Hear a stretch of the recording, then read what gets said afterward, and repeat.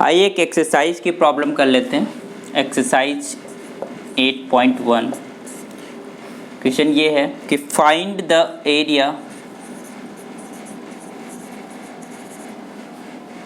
Of the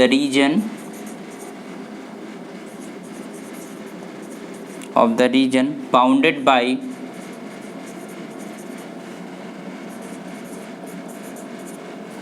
the ellipse x square upon 16 plus y square upon 9 just equal to 1. x square upon 16 plus y square upon 9 is equals to 1. ये हमें area निकालना है इस reason का। तो basically हम देख पा रहे हैं कि हमारे पास किसका इक्वेशन लिखा हुआ है, एलिप्स का इक्वेशन लिखा हुआ है। तो since x square upon a square plus y square upon b square equals to 1 represents an ellipse with centre at origin.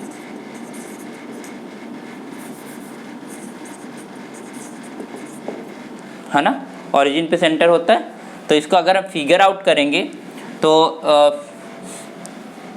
This implies x square upon 4 का स्क्वायर एंड प्लस का y square upon 3 का square, है ना, is just equal to 1 represents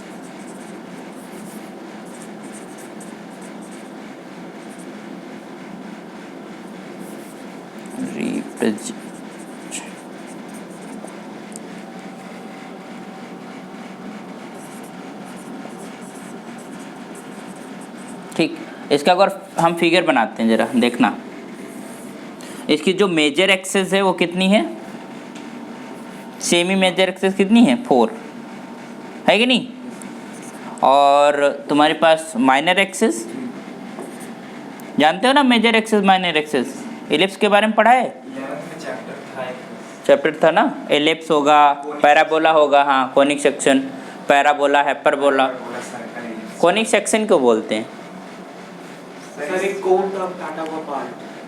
कोन को plane से जब काटते हैं तो फिगर्स बनते हैं इसी तरीके से, इसलिए उनको कोनिक सेक्शन। फिर उनकी एक कंडीशन होती है, उस कंडीशन के साथ वो हमारे पास पैराबोला या ऐसी कंडीशन बताते हैं। तो वी हैव लाइक दिस, क्योंकि हमारे पास मेजर एक्सेस जो है ये है, एक्स एक्सेस पे होती है, तो ये कुछ इस तरीके का हमारा एलिप्स आ जाएगा। ठीक, ये हमारी डिस्टेंस जो है वो 4 यूनिट है और ये वाली 3, यही तो है। This is semi major axes, this is semi minor axes, है ना।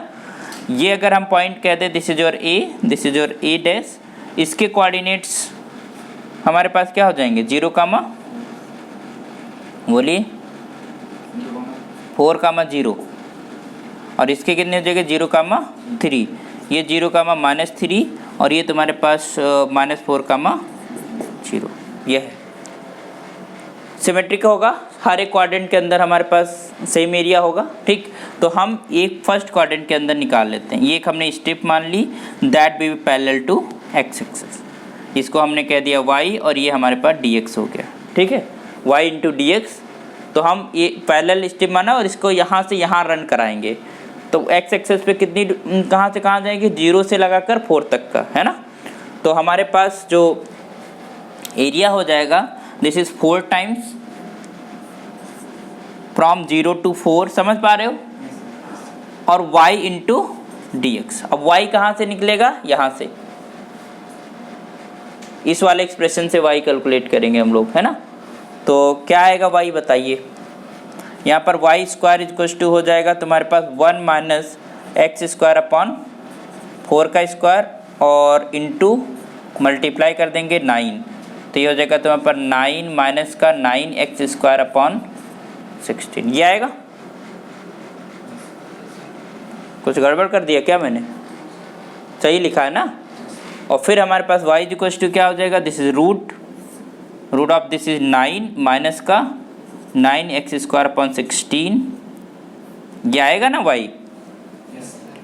है ना।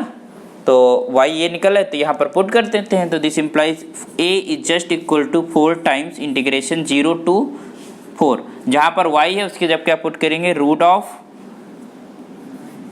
9 का मतलब 3 का स्क्वायर माइनस का दिस इज 3x/16 है ना, का whole square of dx।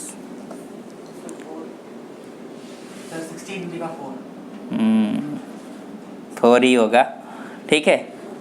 Okay, अब इसको इंटीग्रेट करना है, क्या आएगा बताइए। सर पहले कॉमन तो लेंगे, नहीं लेंगे कॉमन तो x है, क्यों कॉमन ले, इसको t मान लें क्या, t मान के कर लेते हैं ना, सब्स्टिट्यूट कर लेते हैं।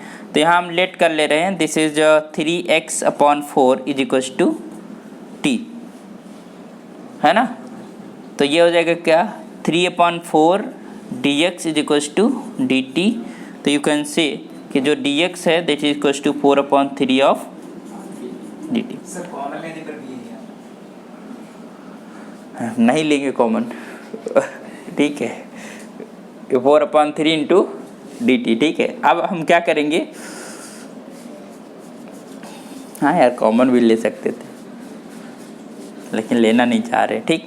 यहाँ पर dx इक्वल टू 4/dt आ गया। अच्छा, अब लिमिट्स भी हम चेंज कर सकते हैं ना, जब सब्स्टिट्यूट किया तो अगर जब हमारे पास x 0 था तो t क्या आ जाएगा, 0।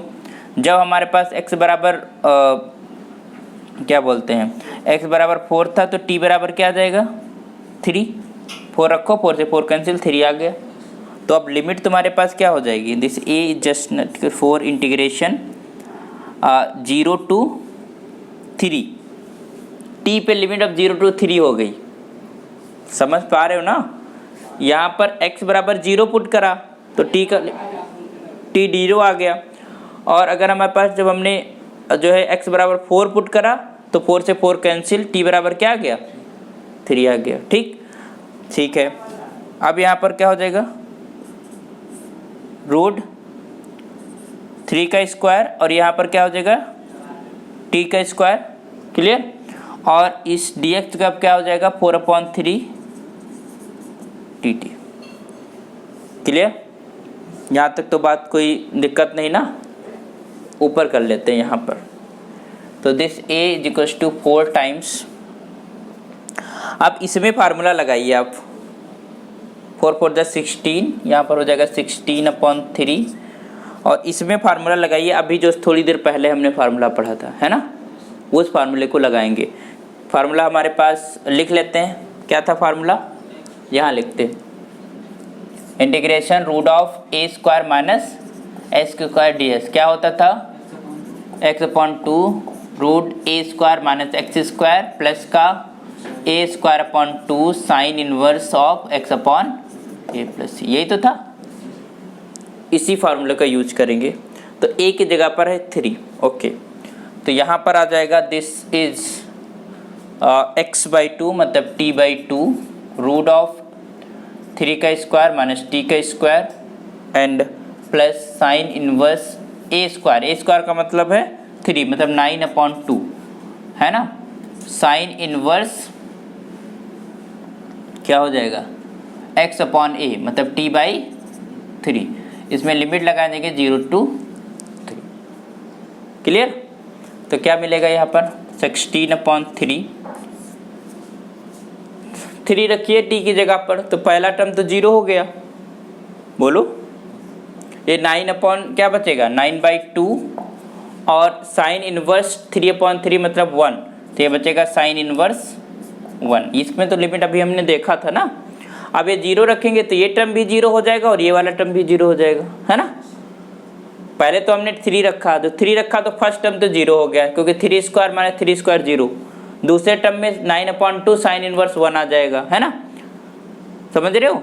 फिर हमने 0 रखा तो ये दोनों टर्म क्या होता है, first upper limit minus lower limit, है ना। तो लोअर लिमिट जब लगाएंगे तो 0 हो गया, अपर लिमिट जब लगाएंगे तो ये टर्म 0 हो गया, यही टर्म केवल बचा, बाकी सारा 0 आ जाएगा। तो ये क्या हो जाएगा तुम्हारे पास 16/3 इंटू 9/2 और साइन इनवर्स की वैल्यू क्या होती है π/2, क्लियर।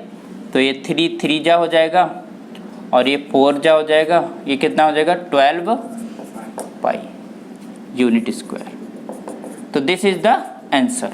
ठीक, अब तुमको हम डायरेक्ट एक फार्मूला करना, जाके आप कैलकुलेट करना कि अगर ये है तुम्हारे पास कोई एलिप्स है ना, जैसे कि हमारे पास सर्कल था x square plus y square equals to a square, तो उसका एरिया क्या आता है पाई ए स्क्वायर है ना।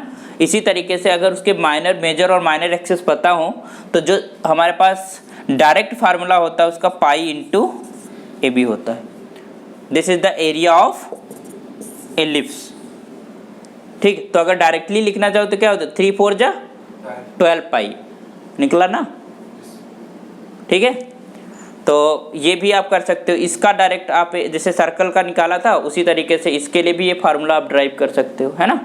बाकी तो ये तो पर्टिकुलर केस था, हमारे पास एक सिंपल सा पर्टिकुलर इंटीग्रल दिया, वो एलिप्स दिया हुआ था, उसका एरिया कैलकुलेट करना था, तो उसका एरिया क्या आएगा 12 पाई।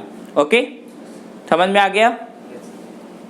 तो एरिया, बाउंडेड एरिया सब समझ गए, ऐसे ही करना है। तो सिंपली आपको अगर डेफिनेट इंटीग्रल आता है अच्छे से तो ये एप्लीकेशन बहुत टफ का टास्क नहीं होता। ठीक है, तो नोट डाउन कर लो,